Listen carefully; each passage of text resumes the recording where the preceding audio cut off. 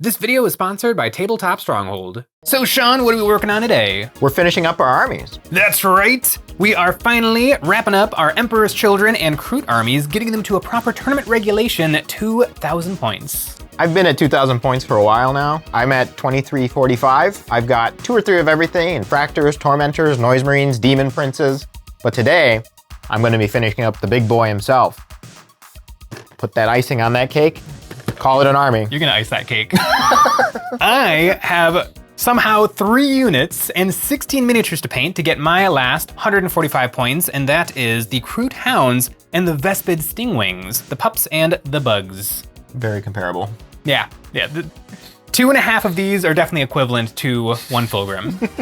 I bought these guys secondhand from the Midwest mini swap and immediately got them all built up. I have been itching to get some paint on these bad boys forever, and now the time has finally arrived. I threw my bugs up onto some paint handles and I took pictures of each guy so I can put the right wings back on the right guy, because I'm painting these up in sub-assemblies. I replaced the poster putty with silly putty to keep these spots clean for gluing later. The last thing for this squad is the Vespid's drone, the Oversight drone. This little guy grants once per game ignores cover on their excellent neutron blasters. I have built this little desert base with a tall cactus to hide the flying stand inside of it.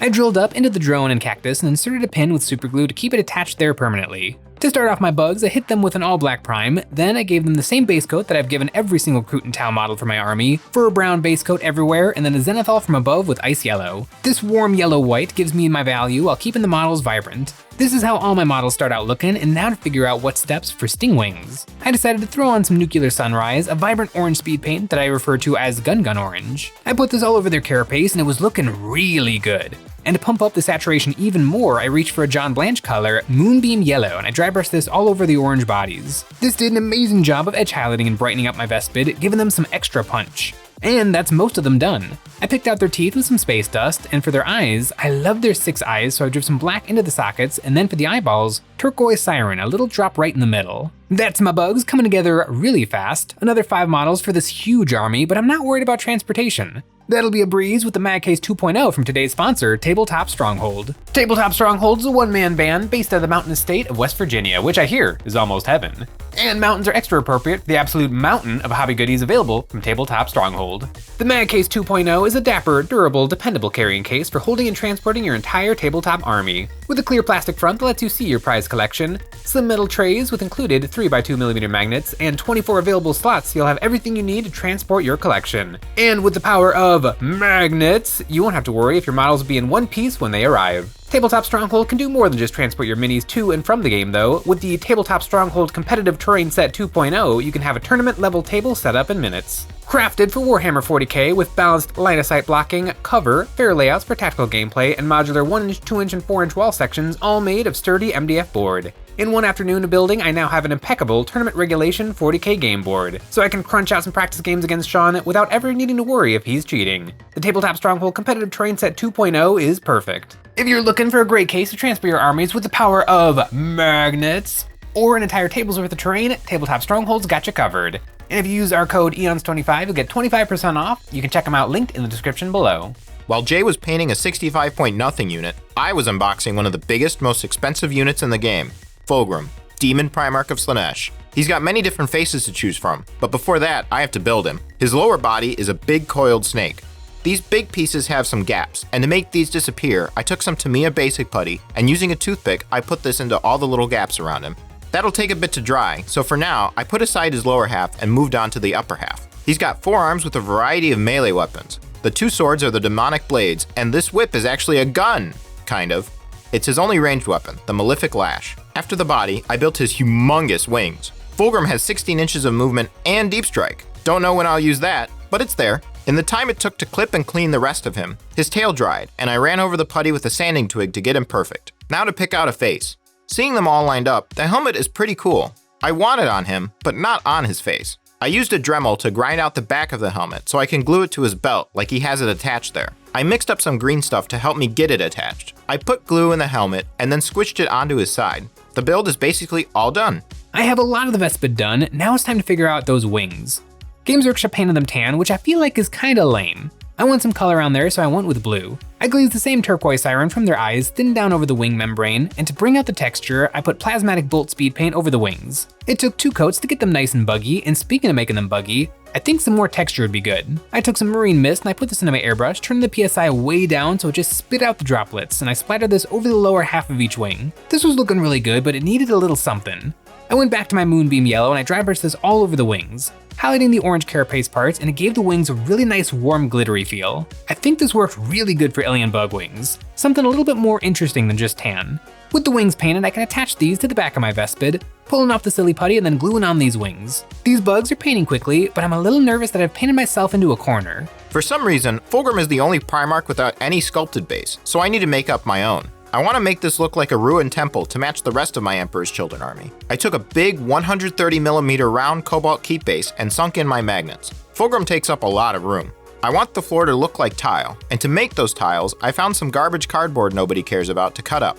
I cut up as much as I'll need to cover the base, and then I traced a straight line. From this line, I made marks every ½ inch, and then drew out a grid to follow so I can cut up the whole box into little squares.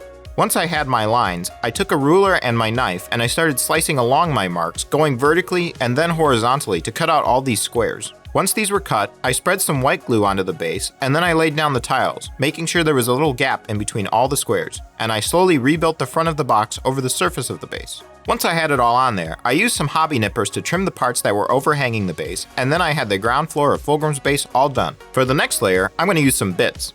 These are our Invaded City Gothic ground bits, as well as the Ruined Empire City Ruins bits from Zabavka Workshop. You can get these yourself from EonsOfBattle.com. Also, I stole some of these epic basing bit braziers from Jay. I want to go all out on my Primarch's base. I sanded the bottoms of these bits smooth with some sandpaper, and then I test fit all my parts. I have to make sure these bits leave room for his big snake body. Once I had a layout I was happy with, I picked up each piece and then glued them back down permanently with super glue. It looks a little funky right now, but the next step will be blending it all together. I sprinkled some piles of sand and pebbles around the resin bits to represent all the pulverized rubble. After I had my piles, I poured ultra-thin super glue all over them. This glue soaks in and makes the piles permanent. Now the base is done. Fulgrim will need to be attached somehow. I drilled some holes into his snake body and inserted brass rods. Then I held him over the base and pushed him down with a little red paint on the ends of the pins, so they left marks where he'll sit. I drilled out those spots on the base, and then I put them all together with poster tack to see what he'll look like all together. That's one chonky boy. Dang, you got him put together quick. Yep. Is that your first Demon Primarch? Or no, you did Magnus. I don't want to talk. How's Magnus doing? He's collecting dust right now. I don't want to talk about it. That guy is 340 points? Yep. 340 points, so I could take 5 squads of Vespid stingwings. These guys are sick. I think they might be the cheapest instance of 5/2/2 in the game. Strength 5, AP -2, damage 2. 65 points, and I love them. They're coming together so good. Like, I need 5 to finish my 2,000 point list, but for sure I want another 5, and then maybe another 10. So I can have 2 squads of 10 for running other detachments, but I'm loving these guys. No, you're gonna be starting painting? Yep. And you think you're gonna have him done before I'm done with the stingwings? Maybe if you need to go buy another, 5 squads that you need to compete with him? They come 10 to a box. We'll see. The painting has been incredibly easy so far, but I think I've made a mistake painting the skin before thinking about those guns. On the little Tau drone, I used some white ink to shift the brown and tan into white because I paint all my Tau armor in white, and I should have airbrushed the guns before I did the skin. I'll have to brute force the white onto the weapons. On all the Tau bits, I used some Noble Skin speed paint to shade the recesses. It was easy to pin and shade the drone, but for the guns, I just put this all over and it gave me nice dark outlines, but it also darkened up the blasters a lot. I also put this over the sergeant's helmets and their little backpack drug canisters. Now, there's nothing to be done but paint the white parts white. White paint doesn't have good coverage and it must be applied thin so it doesn't leave behind a chunky texture. It took layer after layer after layer of carefully applying this paint to all the guns and avoiding the dark black recesses. This was by far the most frustrating part that I could have avoided with a better order of operation, but now I know for next time, and they do look really good. One happy accident was, not wanting to paint so much white, I left some parts of the guns to be painted red. I think this ended up looking really nice, and it adds in the Vior La accents from the rest of my Tau sept onto these Vespid. I painted a little stripe of red on the drug vials on my Vespid's backs. I think these are to supercharge their stingwing flying muscles so that they can fly for miles and miles. It makes sense considering that they have the deep strike keyword. After that, I painted all my towel balls with some gold paint, then I hit the guns with the satin varnish in preparation for some decals. I can't help myself and I put decals on every model that crosses my painting desk. I picked some glyphs from the Alien Barcodes decal sheet, available from EonsOfBattle.com, and I put these onto the forehead of my sergeant and his drone. Now to clean up those blasters. All those layers of white led to a little bit of spilling into the cracks, so I dripped panel liner to reshade these recesses and then clean them up with a little makeup sponge soaked in mineral spirits. I'm not done with those guns yet though, it's time to paint those unstable radioactive crystals. I started out spraying them with some white ink to make them nice and bright. Then I used a neon green ink through the airbrush to tint them green. This also had the added benefit of splashing around to make them look like they're glowing. To make these gems look more interesting, I took this Turbodork paint, Malum Malice, and I put this over the gems to make them glitter. I used Turbodork Tin Star to make my Kroot weapons look scuffed, so it's nice to use some more Turbodork on these Vespid. And to finish off these gems, I washed them with some thinned down Gilly-Doo speed paint. Now my stingwings are done, it's time to tackle those bases, and after over 100 models in this army, I've got it down to a science. An airbrushing of Army Painter Scarab Green over the cactuses, and then Cuttlefish Colors Dafulu Green from above. For the ground, I mixed up a soup of fur brown and oak brown with lots of water and flow improver, and then I slobbered this over the bases. Once that was dry, to bring out all the lovely shapes of the corkwork, I airbrushed some Darkwood speed paint from below onto the lower parts. Then I hit the bases with the dry brushing of space dust, and finally I was rimming the bases with some oak brown, and I've nearly got another unit complete. While Jay was finishing his bugs, it's time to start painting my first demon Primarch. I sprayed everything in black primer. I decided to start on the lower half. I put white ink into the airbrush and sprayed it all onto his snake body. I tried to match the box art, giving him a white stripe down his front and all along his scales. After a few layers of white, I put some Purple Alchemy speed paint into the airbrush, and I sprayed this where the black and white met, and over the scales. Then I switched to Plasmatic Bolt and sprayed this over the black primer that was still visible. You can see where it dusts over the white paint that it makes a greenish color that matches the rest of my army. Then I gave him a satin varnish to protect all these layers, and moved on to dry brushing of white over all the wrinkles on his skin and his scales. Now I want to make my colors more intense, so I took more Purple Alchemy speed paint and brushed this onto all his skin folds and over his scales and fins. For the other half of him, I mixed Tyrian Navy and Plasmatic Bolt together, and I painted this over the greenish skin. I took some Impish Rouge and dry brushed this over his scales and fins to make them even more pink, and wanting to make them even pinker, I took Weird Elixir and did one last dry brush. That's all of his flesh. Now for the crab claw. This is something usually seen on demonettes, but he's got one too. I put Slaughter Red over this, and then 2 layers of dry brushing. First Blood Chalice, and then Violent Vermilion. His tail looks so deadly, you would think it would get more than 6 extra attacks, but maybe next edition this will be better. For his very Slaaneshi wound, I took some Health Red color. This is the blood Jay uses on his Dark Eldar. I put this on all his peeled back flesh. That's all the soft parts painted. Now for the gold. On all my Emperor's Children models, I base coat Death Metal and then Bright Gold. But for Fulgrim, because he's so big and important, I want to do more to make him special. After the Bright Gold, I made up a wash of Dusk Red speed paint, and I put this over the metal. And then I used some Glistening Gold, which is lighter than the Bright Gold, and I highlighted the metal, putting this onto his hip armor. Then I mixed some Mithril Blade into the Glistening Gold to make an even lighter color, and I painted this over the brightest spots. With that gold done, it's time for the big gem. I grabbed a bunch of colors: Matte Black, Templegate Teal, Aqua Alchemy, and Matte White. I'm going to use them all to make this look shiny. I base coated it in Templegate Teal, then I painted a crescent shape on the bottom of Aqua Alchemy. Then I painted a thinner moon shape of white paint along the bottom, and I mirrored the white stripe with black paint on top. This is what I want it to look like, but I need to make the steps disappear, and to do that, I thinned down these colors and I glazed them over one another. I did this many times until it looked like a smooth round gem, and to make it shiny, I painted a stripe of white over the top as a reflection. After Fulgrim's gem was done, I repainted the gold around the symbol. Now he's looking pretty good, from the waist down. Is that Fulgrim like 25% done? Yes, from the waist down. That is a lot of snake. I would say the mass of that is probably equal to the 5 Vespid Stingwing. And boy, have I learned a lot about painting Vespid. I feel like I'm ready to rock and roll on my 2nd, 3rd, and 4th squad. But now that these guys are basically done, I have to actually build something. I have 2 5-man squads of Kroot dogs, I got 5 plastic ones, and I want 5 of these old school metal dogs. I broke open a decades old Games Workshop blister pack. The ancient glue was barely holding it together. I clipped away as much of the old metal peg as I could to get these dogs onto some more modern bases. My rotary tool was handy for cleaning up these old metal sculpts, running away some of the miscast and flashing to make them look as good as I can. A sanding twig was helpful to further clean up these pups, and then to attach the parts together, I made up some green stuff. Gluing metal together is always a bit of a challenge. I put some green stuff in the joint and then smooshed them together with a lot of force and glue. I used a ball sculpting tool to help scoop out the extra putty and smooth everything out so the gap was seamless. These old metal models hold up better than I was expecting. I prepared some bases, sinking in some magnets before I double checked and discovered Kroot hounds don't stand on 25mm bases, they stand on the 28.5. Almost nothing in the game stands on the old 25mm base anymore. I switched to the appropriate size bases and then I sunk in my magnets. To get my metal Kroot standing, it's a bit of a challenge. I put paint under their pegs and I press these down onto the bases, leaving me with marks where I have to remove some material. I drilled holes and then used my rotor tool to make these holes bigger, and then I squished down my Kroot pegs with lots of green stuff into the bases. This is as good as it gets with metal models, and I'm pretty confident these will never break. For the rest of my hounds, I glued some thick 1/2 inch and some 1/4 inch cork down to the bases, and I cut these and tore these apart so I have some variety in my dog's bases. Then to get my dog standing, I pinned 1 foot on each guy with some 1mm brass rod. None of these dogs are going anywhere, even with my fancy basing. And speaking of fancy, I smeared some wood filler putty over the cork, loading up the bases and then wiping away as much as I could to give these bases a windswept rock look. That is 10 dogs, half modern and half from the good old days. With his snaky bits done, I moved up to Fulgrim's chest and arms. On all my Emperor's Children, I dry brushed their black armor with a deep gray. Fulgrim has just a little bit of black armor. He's mostly gold. To paint that gold, I did it exactly the same way as his lower body. Death metal everywhere, and then bright gold.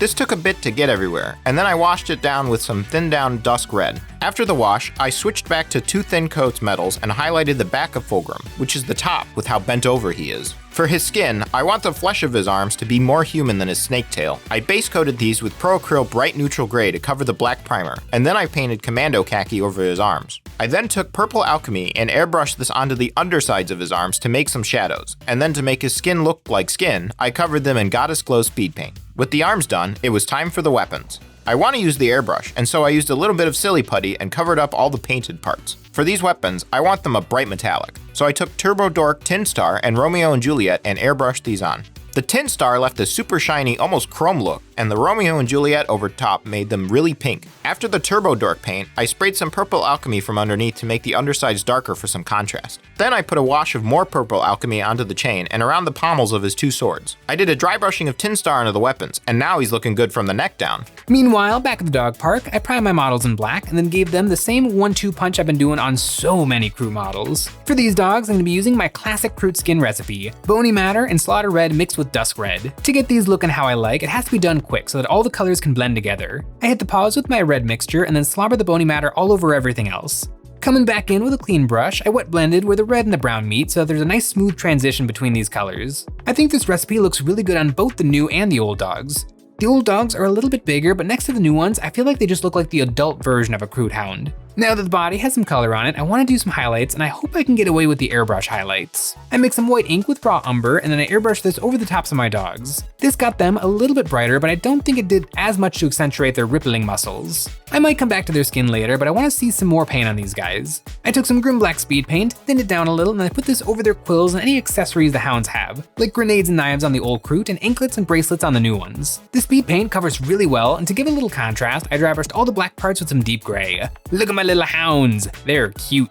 Now for the leather, and I've really figured out something with leather in my Kroot. The colors I like is a John Blanche color, Ruddy Terra, and a dark wood speed paint. I mix these 2 colors together, and this gives me the coverage of Ruddy Terra, and the speed paint darkens it and helps it flow, letting some of that undercoating show through, and it gives me some highlights and shadows in one coat. Then I mix some ice yellow into my Ruddy Terra, and I dry brush this onto the top facing parts of the leather. And boom, my dogs have all their parts painted, but I need to think on these guys, they don't quite feel done yet. For Fulgrim's moneymaker, I sprayed his face in white ink and then commando khaki for a base coat. Then from underneath, I sprayed purple alchemy under his chin so this hit on only the underside of his face. Once that was dry, I satin varnished his face and then put on a wash with Goddess Glow to make his face match his arms. I wanted to get his face out of the way first before painting the rest of his head. I put silly putty over his face. Now for his hair. I sprayed this with bright neutral gray to cover the black primer, and then I sprayed it with white ink. I gave his hair a satin varnish, and then I took some ashen stone and thinned it down to make a wash, and then put it over the hair. Look at those long flowing locks. Who said evil Primarchs had to be bald? Really pumped to get this Kroot army done, because I want to play the Kroot army, but also because I am ready to move on to something new. I've been tinkering around with what 40k army I would like to start next, and I'm thinking Eldar. Something real different, a really weak, shooty army. And so I've got just a couple of more dogs, because it's good to finish what's on your plate before you have dessert.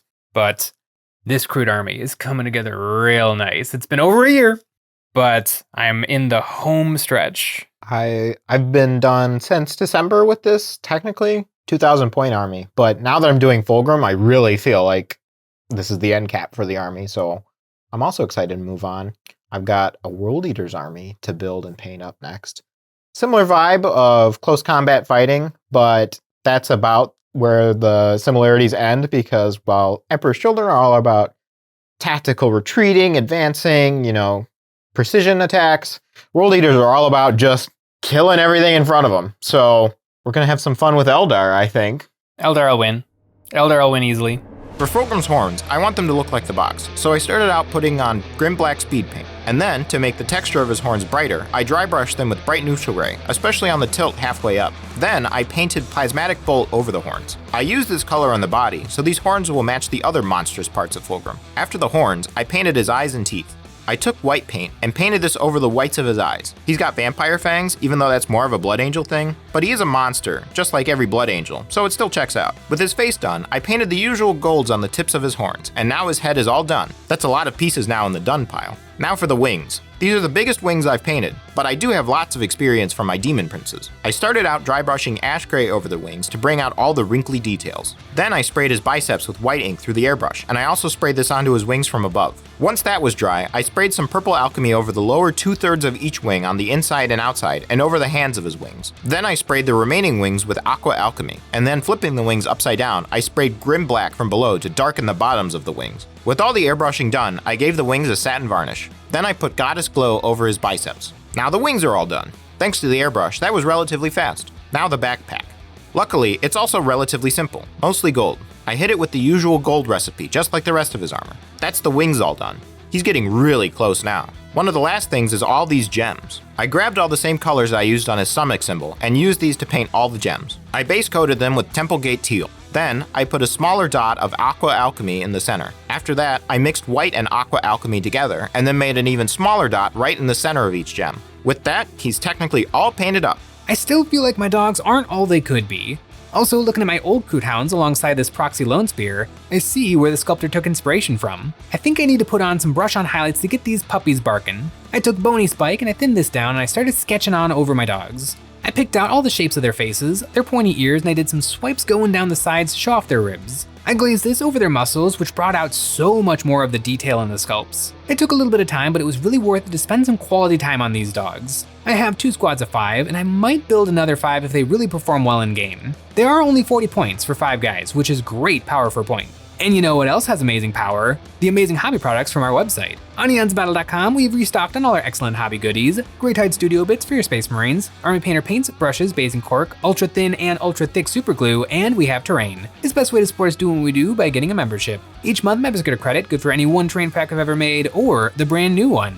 In April, we have created the Armored Accessories Bits Pack. This set is full of awesome components to make your vehicles as unique and characterful as your infantry, with all kinds of equipment, storage, barrels, and tools for your tanks to carry, seals and tassels that are vehicle-sized, big ol' missiles, and extra armor. So many pieces of armor plating in different sizes and styles so your tank can get the armor treatment that looks best for them. Whether it's a futuristic war machine, an ancient Hulk, or a chaotic monstrosity, these accessories will have your tanks covered. This bits pack is by tank players for tank players and is available both digitally and physically printed for you at EonsOfBattle.com. I hit all their eyes with some yellow paint and then I gave them all a coat of satin varnish. With the varnish on there, I can now paint on the metallics, and I grabbed one of my favorite colors, Turbo Dork Tin Star. This is the most glittery shiny silver I've ever used. I painted this onto all their little pieces of jewelry and onto the weapons tied to their bodies. Now they are done, and it's time to finally hit those bases. Luckily, I still have my cup of Kroot ground soup, and I put this over the bases. Then once that was dry, I gave my minis a dry brushing of space dust. I really like how I've been able to reuse colors over and over in different ways on this army. They have a very distinctive palette. I decided to throw some Darkwood speed paint into my airbrush and sprayed this on the underside of the bases so the texture of the cork is more dramatic, and then I hit the base rims with some oak brown. 10 doggos, done. While you were finishing up Fulgrim, I finished the dogs. 10 Kroot hounds with the old school metal ones. I wasn't planning on having any of the old ones, but I got gifted a bunch at Adepticon, and I'm glad because I actually really dig them. I thought they'd stand out, but they totally fit right in. They look like the upgraded version of the plastic dogs. And speaking of upgrades, Fulgrim's not quite done. The base needs to get done. Yay.